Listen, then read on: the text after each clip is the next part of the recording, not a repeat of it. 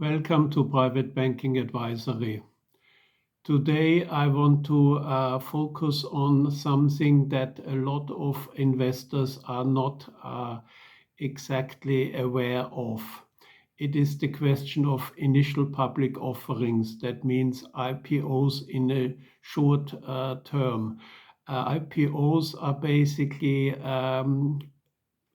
situations where companies go public for the first time.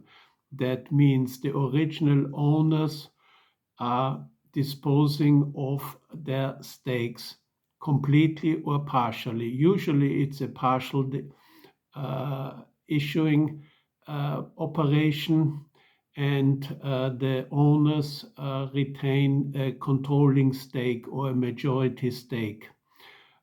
Case in point at the moment is a company that is divested by ThyssenKrupp, a large German industrial company. It is a subsidiary that's called Nucera, and it is involved in hydrogen technology. This is a very fashionable technology, and a lot of promises are being made about the possibilities of producing energy on a green basis. Technology, however, is unproven, and there are lots of voices that say even if it is working and you can produce energy via green hydrogen, it is going to be extremely expensive and therefore of not much use in the foreseeable future. Now back to the initial public offering, back to the IPO. What is usually the case is the case here in spades.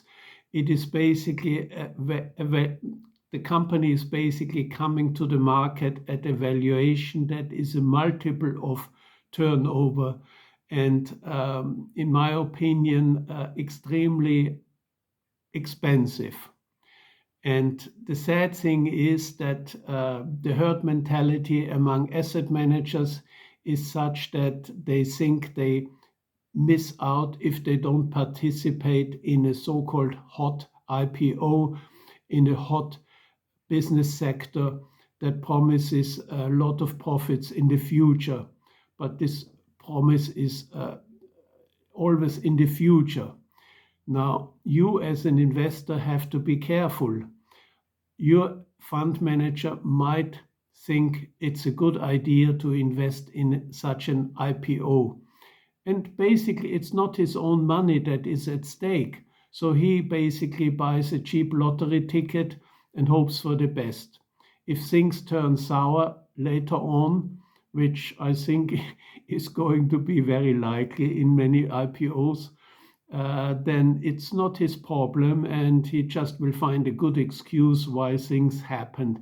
He will blame the market, he will blame Putin, he will blame the Chinese, he will blame the central banks, but nobody will blame him or his so-called strategy department, because let's face it, most of the client relationship managers that people talk to, even the most sophisticated, even the richest customers, they never talk to the people who actually pull the trigger on the investments. They talk to salesmen, client relationship managers, and these people are basically glad handers that may take you out for a nice meal, send you flowers on your birthday, but they don't have anything to do with the actual investment decisions.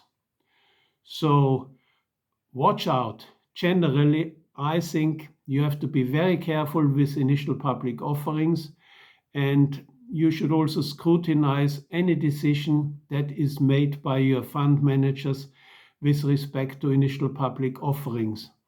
And I'm happy to help you and analyze your portfolio structure if you are not really able and willing to do this job yourself. But I think it is an important point that you should be aware of.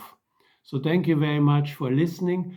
please give me a like and please subscribe to the channel to spread the message to a wider audience. Thank you very much and speak to you soon.